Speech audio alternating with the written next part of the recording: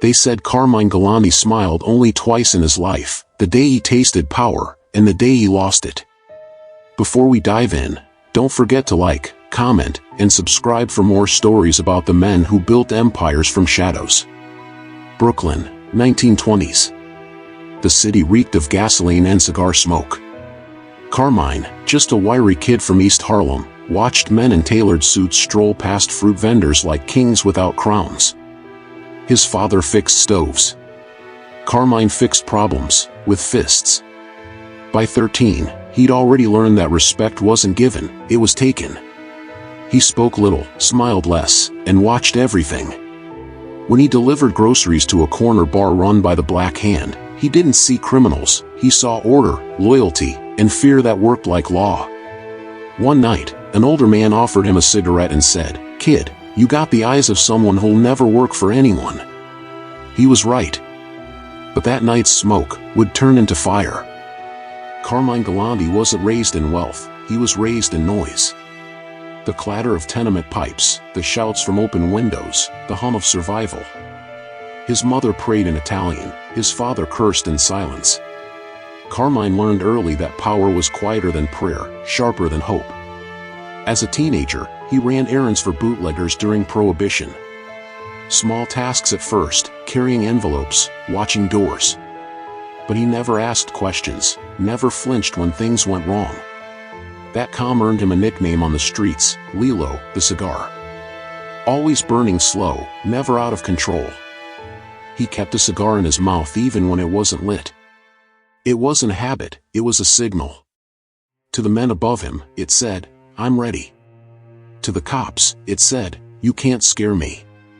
In the quiet hours, Carmine would sit on a Brooklyn stoop, watching smoke curl toward the night sky. One day, he whispered to no one, "They'll breathe my air." He didn't dream of fame. He dreamed of control, the kind that came with silence. But silence in the Mafia world always costs something. By the 1930s, Brooklyn had changed, but Carmine Galante hadn't. He was still quiet, still watching, still climbing. While others bragged and fought for scraps, he studied who gave the orders. That's what set him apart. He caught the attention of the Bonanno crime family, a rising powerhouse in New York's underworld.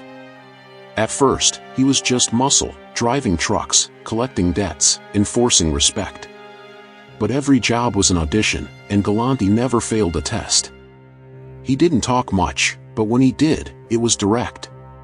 "Fear lasts longer than love," he once told a street captain, staring through a haze of cigar smoke. That line spread faster than his reputation. Soon, he wasn't just following orders, he was shaping them. The higher-ups saw it too. Carmine had that rare mix of patience and danger. One night, after a clean job uptown, a Bonanno lieutenant patted him on the shoulder and said, "Kid, you're made for this life." Carmine didn't smile. He just adjusted his collar and muttered, "I know." That's when the streets of New York began whispering his name, Lilo, the heroin king in waiting. But power invites eyes. And eyes never stay shut for long. By the mid-1950s, Carmine Galante wasn't taking orders, he was giving them. His word carried weight from Brooklyn to Montreal. The cigar in his mouth had become his crown, and the heroin trade was his kingdom. He built his empire quietly, using Sicilian connections to flood America with product. While other bosses fought for territory, Galante focused on networks, men, ships, and silence. Every shipment that landed meant another neighborhood under his control. And he did it without raising his voice once. He held meetings in the back of small Italian cafes, never restaurants too fancy, never clubs too loud. "Noise," he said, "is how weak men feel important." The men around him nodded, even when they feared him. To his soldiers, he was calm but ruthless. He'd share wine one night and end a career the next. Yet to civilians, he seemed almost polite, tipping his hat to old ladies, buying pastries for kids on corners. In a city full of loud gangsters, Carmine was the ghost who moved in daylight. And that calm, that perfect control, made him untouchable. Or so he thought. Power is never stolen, it's loaned. And by the late 1970s, Carmine Galante was spending too much of it. His rise had turned into rain, and his silence into arrogance. The other bosses noticed. He stopped taking calls from the commission, ignored messages, sat in his Brooklyn stronghold, puffing cigars while men begged for his attention. To him, they were all small-time players in a game he already owned. But inside his circle, fear began to rot into resentment. Soldiers whispered in corners, wondering if the boss had gone blind to the danger creeping behind him. "He thinks he's untouchable," one muttered. Another replied, "Not for long." Even Joe Bonanno, once his ally, started feeling the heat of Galante's ambition. Carmine didn't just want control of the family, he wanted control of everyone. One afternoon, sitting in a dim cafe, he told a trusted man, "If they want war, I'll give them a funeral." His cigar smoke drifted up toward the ceiling, drawing invisible lines of warning. But what he couldn't see was that his own men were tracing those same lines, straight back to him.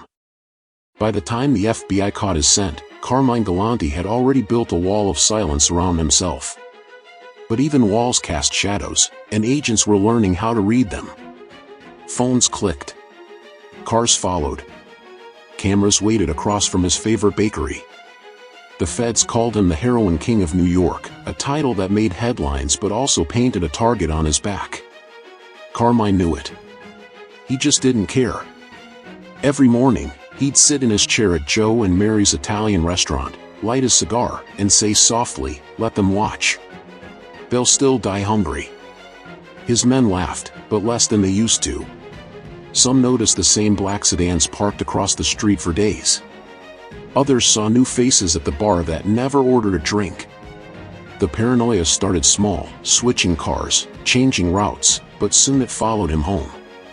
He'd close the blinds even at dawn, muttering, "Everybody's watching, even the ones pretending not to." But the truth was darker than that. Because it wasn't just the FBI keeping eyes on him anymore, it was his own people, waiting for permission to make their move.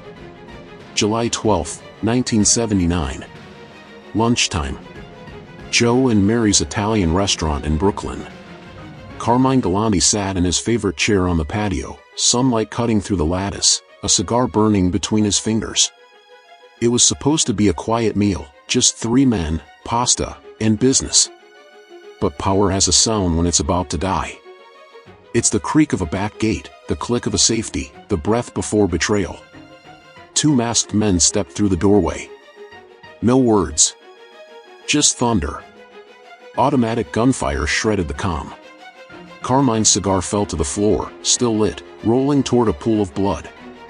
The Heroin King of New York had been dethroned, not by the feds, but by his own world. When police arrived, they found him slumped back in his chair, mouth open, eyes half closed. The cigar rested near his shoe, still smoking, as if refusing to die with him. Whispers spread fast, the commission had spoken. The man who defied every boss had met the only law he couldn't outwit, gravity. But even as the body cooled, something about that scene felt wrong. Because dead men aren't supposed to look satisfied. Galante's death didn't end his story, it echoed. The FBI called it a clean hit, but on the streets, people whispered like he was still alive somewhere, watching. Every man who'd once eaten at his table started looking over his shoulder. Some vanished. Others turned informant. In the years that followed, the heroin routes he'd built collapsed into chaos. No one could hold them together like he did. The Bonanno family fractured, brothers against brothers, Sicilians against Americans. It was the empire of a dead man still pulling strings through fear. In prison yards across the state, old associates replayed his last day in their minds. He knew it was coming, one inmate muttered. That's why he didn't run. Behind those words was something deeper, a strange respect. Carmine Galante had lived by silence, ruled by control, and died without begging. To men who'd spent their lives in cages, that was a kind of freedom. A guard once found an inmate staring at a newspaper photo of Galante's body. The man said quietly, he got what he wanted, peace. But peace, in this life, always comes with a price tag. Years have passed since that cigar-lit afternoon in Brooklyn. The name Carmine Galante still hovers in the corridors of power and memory. He left no formal empire behind, no comfortable throne, no mansion with his face on the wall, but his legacy whispered in the deals that followed. Men who once shook his hand, now trembled in their own offices. He changed the rules of their game: global heroin routes, quiet loyalty, unseen threats. The city's mafia map was redrawn under his hand. In boardrooms and backrooms, his name became a symbol of ambition unchecked. He aged not into peace but into myth. Sons and nephews whispered stories of his stoop in East Harlem, the cigar stubbed into the sidewalk, the cigarette smoke vanishing into dusk like a warning. Old-timers in the underworld say, he became the standard we tried, and failed, to surpass. The younger crew still pass around pictures of the man with the cigar-shadowed face, half smile, half threat. And for the city that he once ran through whispers and shipments, his era feels like the one you notice only in the silence afterwards. Because empires built in shadows don't vanish with a gunshot. They echo. Time forgets names, but not silence.